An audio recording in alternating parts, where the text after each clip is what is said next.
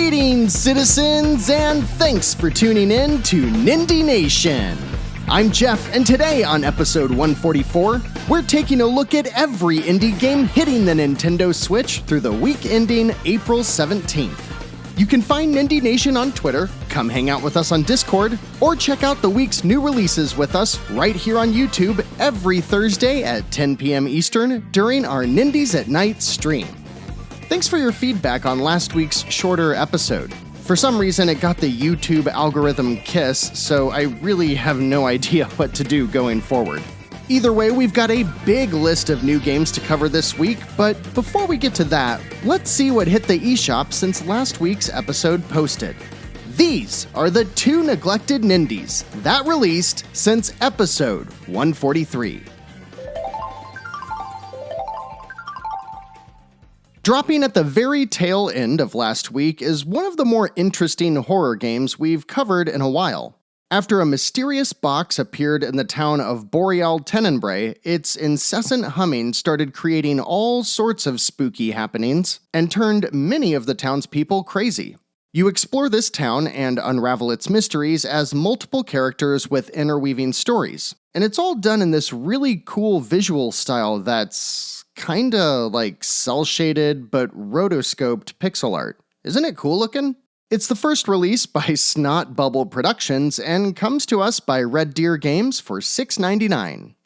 Console Labs released Mech Mechanics Simulator, complete with screenshots that are definitely not from the Switch, but it still looks like it could be a good time. You do everything from fixing and washing your mech to taking it out in the field for battle, and gameplay is just like all of the other games in these simulator genres, but if you're especially fond of mechs, you've got a new option ready for you for $19.99. And that's it. Guess we really nailed it last week, huh? Well, without further ado, these are the 20 new releases hitting the Nintendo Switch through Sunday, April 17th. We kick off the week on Monday with the fine folks at Gamazumi, who, I would imagine, were sitting around the executive table and thinking, It's kind of a space shooter, but themed around a carnival, and it's really focused on narrative scenes. Not sure what that means, Bob, but I think we're missing something. I've got it, Bill! Draw up 5 half-naked anime girls, stat! What kind of half-naked anime girls, sir? Oh, I don't know. A pirate, a schoolgirl. Oh, make sure we've got a green alien girl with tentacles and a badonkadonk. And thus, with an asking price of $4.99, Double Shot Gals was born. On Tuesday the 12th, we've only got one release, but boy, is it a good one. If you're a fan of deep anime-inspired narrative, pay attention. Vanillaware is one of my favorite developers, but they only make like one game every 5 years, with past titles such as Dragon's Crown, Odin Sphere, and Muramasa the Demon Blade.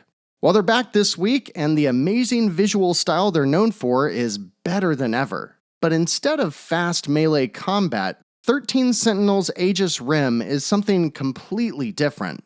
Basically, the game is half side-scrolling adventure game and half real-time strategy.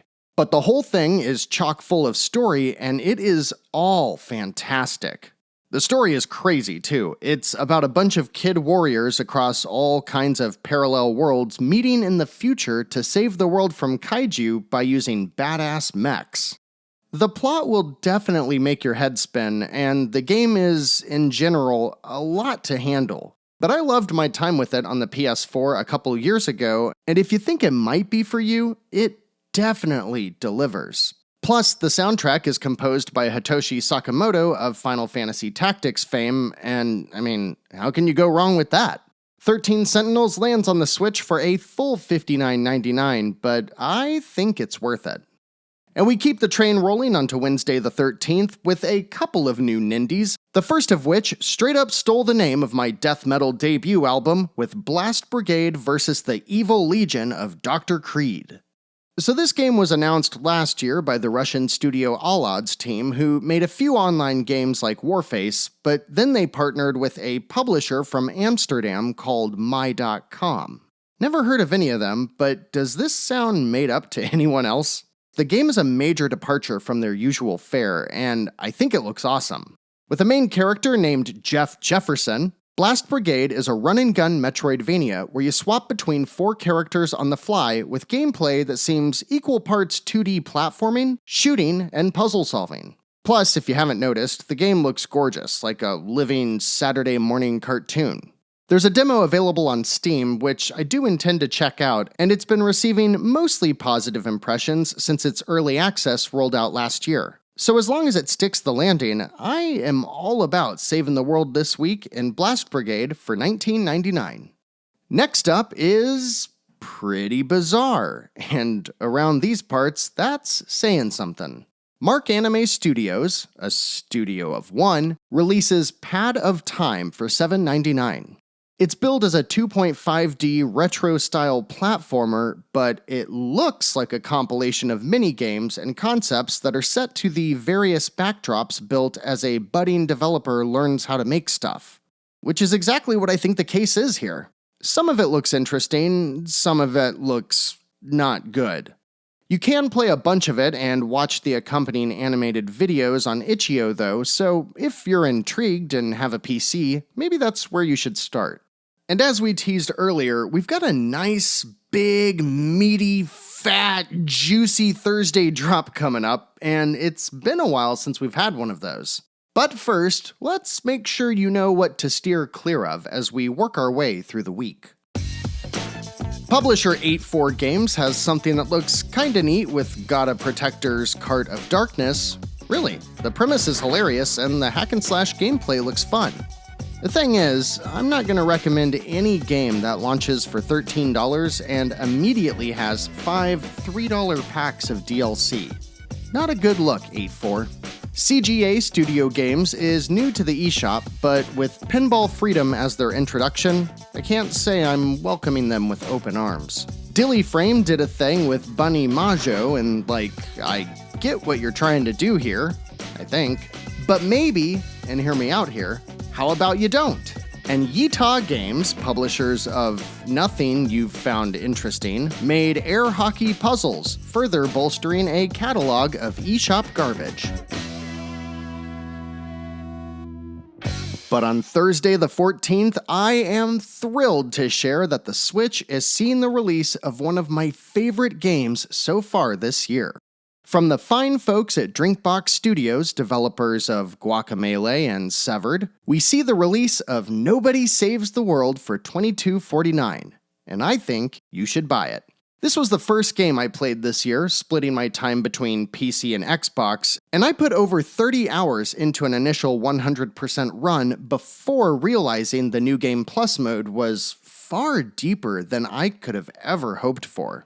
Nobody Saves the World maintains all the humor you'd expect from one of the very few developers that can make a genuinely laugh-out-loud video game. It adds a slight Adult Swim-like twist on their trademark visual design, and then they wrap it all up around procedurally generated levels, roguelike mechanics, and RPG elements! And they do it in a way that is so effective, it should be a template for trifectas going forward.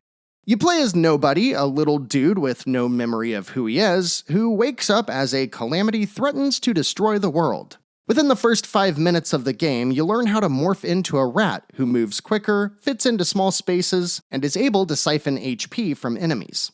After clearing the first dungeon, you choose to either learn the form of the knight, who is slow and strong with a sword, or the ranger, who is quick but weaker with a bow and arrow. And then the cycle continues as you explore the large overworld, uncover randomized dungeons, take in the hilarious story, and unlock more than 15 forms which you can swap between at will. You'll balance various active and passive abilities, and eventually learn how to combine abilities across classes, which becomes critical as the late-game dungeons require diligent attention to elemental strengths and weaknesses. Overall, it's hard to imagine a better fit for the Switch. Throw on a podcast and grind away for hours, or put it on the TV to enjoy the vivid artwork and fantastic soundtrack by Jim Guthrie. And then pass a controller to a friend because alongside the Switch port, we finally get couch co-op, which was something sorely missing from the original release. This game is wonderful. I love everything about it. It can get a bit slow at times if you're trying to complete every challenge, but if you're not a completionist and you're not going for all the achievements or awards or whatever, you'll always have a laundry list of really fun things to do. I've rambled on enough about this game, so I leave you by saying that Nobody Saves the World is a great fit for any type of gamer. But above all else, every time I played Nobody Saves the World, time just melted away and I was always left in a good mood afterwards. Where to go next? How about Bush League Hockey? This M-rated immature hockey game is all about 5-on-5 arcade goodness that takes me right back to Wayne Gretzky's 3D hockey on the N64, only it takes place in the 70s with a bunch of dudes that want to beat the snot out of each other. It released in 2017 on other platforms where it got not the best reviews, in fact, not very good at all, and it's $15.99, but this is the kind of sports game that I like, so I'll wait until V7 Entertainment drops the price a bit, and then maybe I'll give it a shot. And just to further illustrate the broad scope of indie games, let's go with this one next.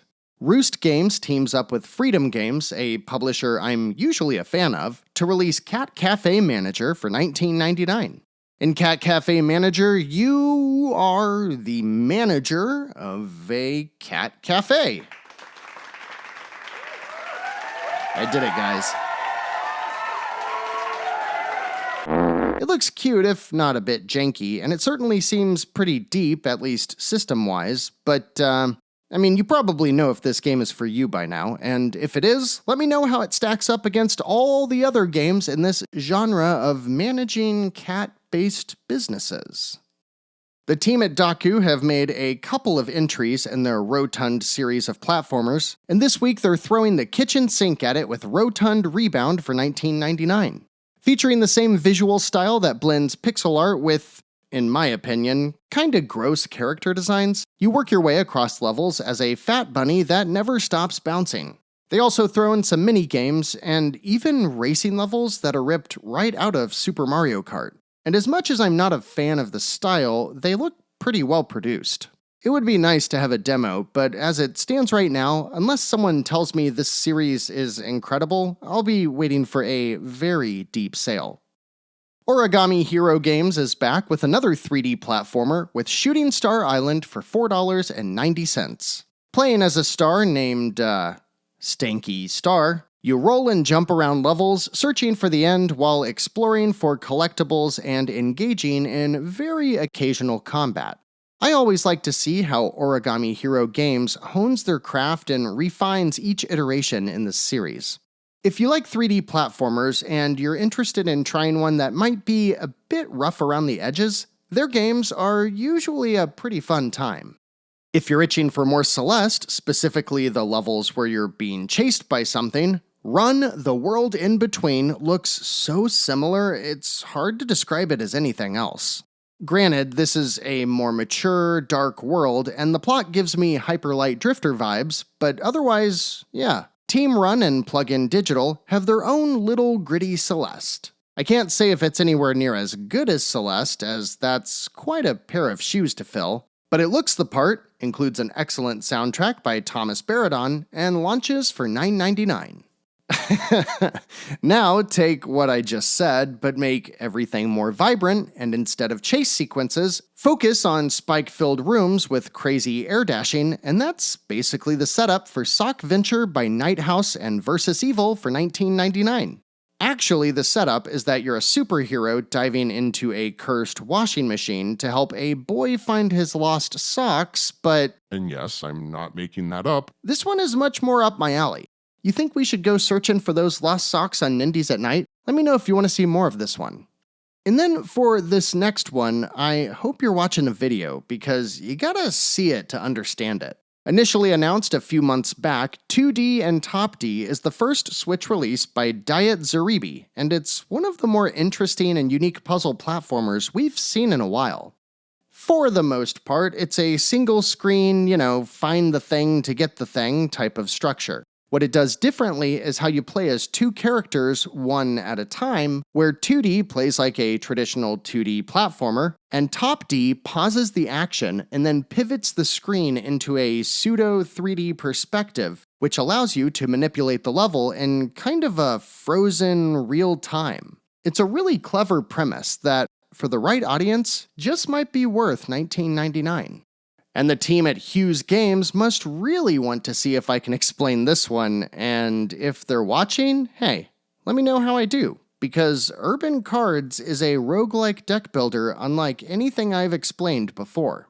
With a tone and style all about anthropomorphic animals battling to become mobster-like kingpins, you pick a faction and, instead of just winning a game of cards, while you do that, you're also playing a tabletop territory control game of sorts. It's pretty wild.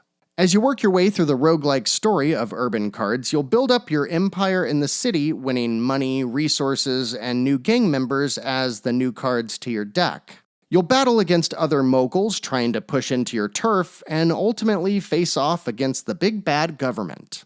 The mature, cartoony aesthetic works well with the game's satirical humor, and since it's presentation like this that's pulled me into games like Dicey Dungeons in the past, I'm definitely considering Urban Chaos when it releases for $14.99.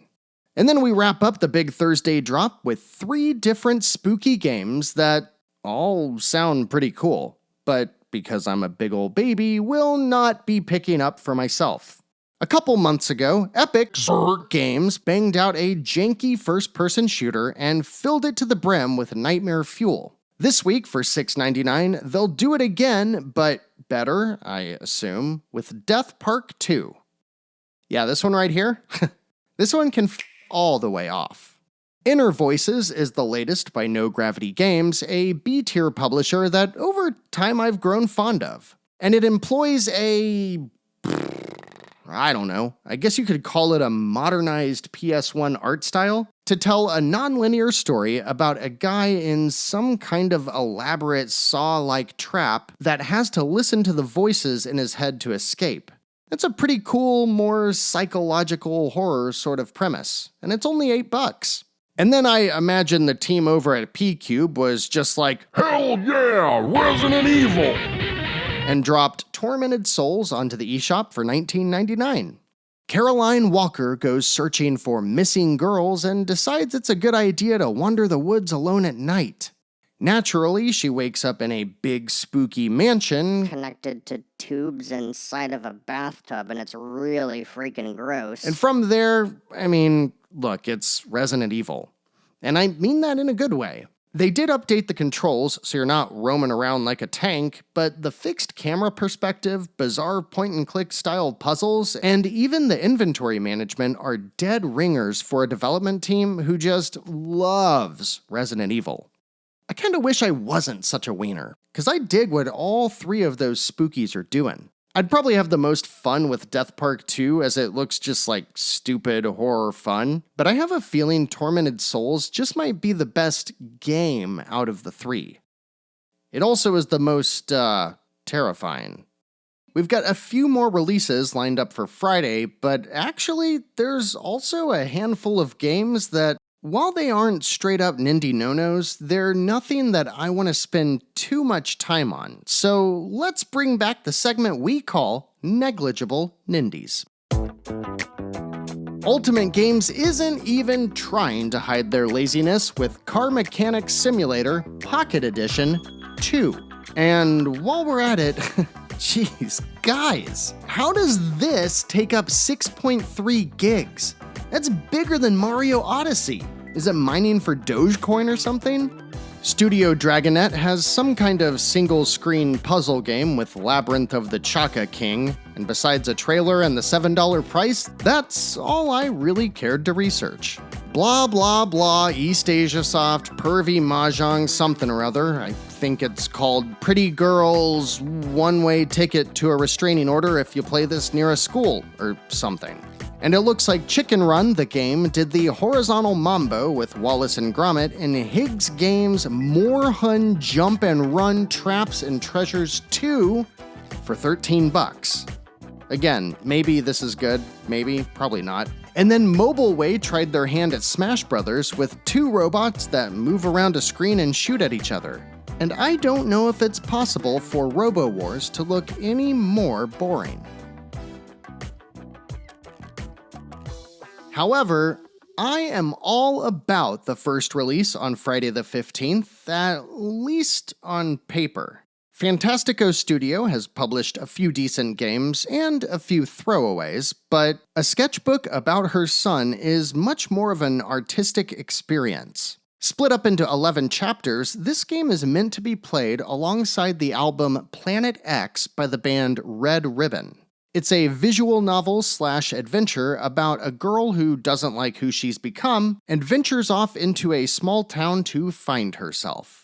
Clearly, this is about as artsy-fartsy as artsy-fartsy can get, and you're gonna have to also be all in with the band and the concept, but as a concept, I love it. Go check out the band. I'm gonna do the same as well. I have no idea what kind of music it is, but if you like it, if we like it, consider A Sketchbook About Her Son for $4.99. After being oddly absent last week, Rataleka is back and they've got a dating sim with farming sim elements in tow with Flower Shop, Summer, and Fairbrook for $9.99. Struggling student Steve, say that 3 times fast, has been shipped off to a farm where he will build relationships with the townsfolk and look for love around every corner. And since you do live on a farm, you must also tend to it as your job. And depending on the various decisions you make, the game can have a handful of different endings. Formula Retro Racing started in the no-no pile, but then I researched it more and learned that this Virtua Racing wannabe actually seems to kinda pull it off. For $15, you can jump into the low-poly world built by CGA Studio Games and race Formula cars to your heart's content, just like we did back in the arcades in the 90s. I'm not sure if this one will sit alongside Hot Shot Racing and Horizon Chase Turbo, but I'd love to get a copy and find out on Nindies at Night. And last up this week just might be the most promising game yet from All In Games! Lumber Mill is a Zany multiplayer party game with a gimmick! And the gimmick is, well, it's a lot.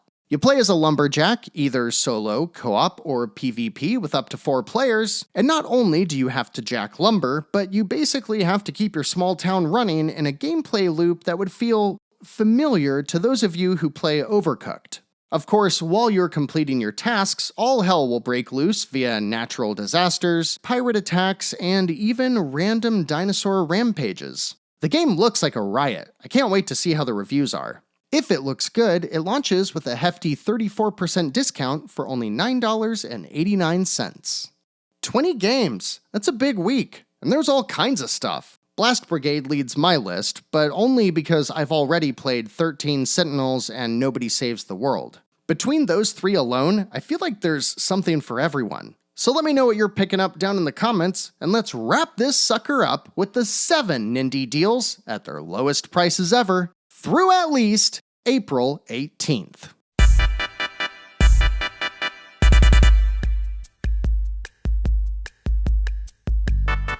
If you're watching this before Saturday the 16th, drop what you're doing and go buy Graceful Explosion Machine for $1.99. It's the lowest price it's ever been, an 85% discount, and is the one game that I've probably played most consistently over the years, even though it was a launch day release alongside the Switch. It's fairly short and sweet, but the Defender-like score-chasing action mixed with the visuals and music is such a great combination. At this price, I recommend this game to every single owner of a Switch. Yeah, even you. Don't shake your head at me. You too, so buy it. And for any person who likes JRPGs, or if you're just looking for a great place to start with the genre, Cosmic Star Heroine, as I've said many times before, is one of the best JRPGs to release in the last decade. It's about 12 hours long if you mainline it, and features impeccable TV series-like pacing, with a compelling story and excellent presentation.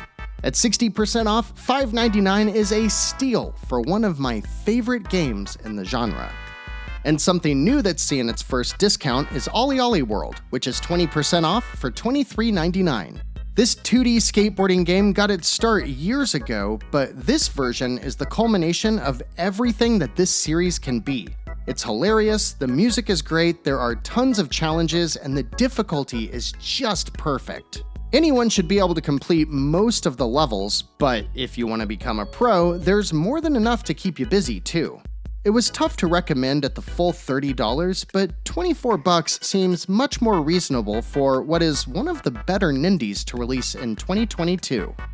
And one of my favorite games from 2020 is similarly great in the visuals and music department, but boy oh boy, is it its own thing entirely.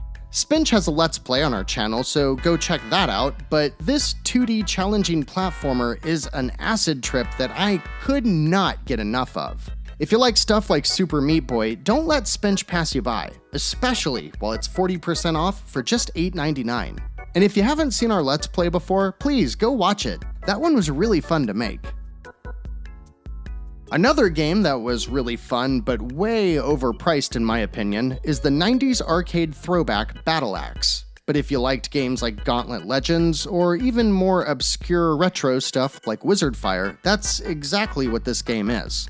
It's only an hour or so long arcade game, but the 3 characters play differently, there's a ton of difficulty modifiers, and it has a couple interesting modes to tinker with too after you've rolled credits a few times. It's half off for $15, so I still put it in the buy this if you like the genre category, but if that's you, I think we're now at the right price that you'll get your money's worth out of it. And how about another one of those games that's just a, hey, this is such a great price, everyone should check it out. Super Epic The Entertainment War is a game I slept on for a while, but when I finally got around to it a couple years back, I was like, why didn't anybody tell me this is a hilarious Metroidvania about stopping evil video game corporations? Because that's what it is, and it's excellent. Now, there's no shortage of 10-hour exploration action platformers on the Switch, but the humor and pacing really help set this one apart. With an 88% discount, $2.15 is a ridiculously low asking price for a game that is bound to put a smile on your face. And last up, speaking of putting a smile on your face, one of my favorite action RPGs is also one of the best games to play with young kids, as Cat Quest 2 is 67% off for $4.94. Don't worry about playing the first one if you haven't already. The sequel is so much more refined and comes with 2-player co-op and catches you up on the story right away. You run around a top-down world and chase after quest markers that amount to simple but engaging hack-and-slash battles. There's a ton of side quests to complete, and an enormous amount of abilities, grinding, and optional content if you want to tackle it even after the credits roll. The game is about 7 hours long, but you really could play it at least 3 times over and have a brand new experience each time. One of the best family-friendly games on the Switch, and one of my favorite games to recommend to others. If you've ever considered it before, now is the best time yet to pick up Cat Quest 2.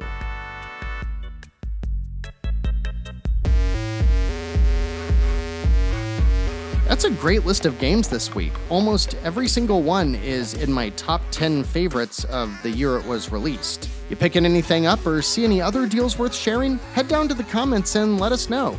Also, don't forget to follow Nindie Nation on Twitter or join us on Discord, where the group is always growing and we'd love to have you join us. We'll be checking out a couple of this week's new releases on Thursday at 10 p.m. Eastern. I'm hoping to pick up Blast Brigade and Formula Retro Racing at least, but if you want to see Nobody Saves the World, I'd be happy to fire it up and show you around. Let me know what you want to see, and I look forward to seeing you this week on Nindies at Night. And next week is looking really interesting. We've got a new twin-stick shooter, a new deck-building roguelike, and a 3D platformer that looks super intriguing. But as far as this episode is concerned, we're all done for today. Thanks so much for watching, liking, subscribing, and sharing Nindie Nation with others. Until next week, I'm Jeff. This has been Nindie Nation episode 144. And remember, no matter what type of game you're looking for, Nindie Nation will be right here to help you find just the thing to keep your Joy-Cons synced.